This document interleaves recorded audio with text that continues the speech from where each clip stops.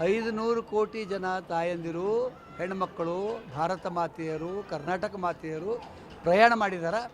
ಇದರಿಂದ ಅವರಿಗೆ ಉಳಿತಾಯ 12,669 ಕೋಟಿ ರೂಪಾಯಿ ಉಳಿತಾಯ ಆಗ್ಯದ.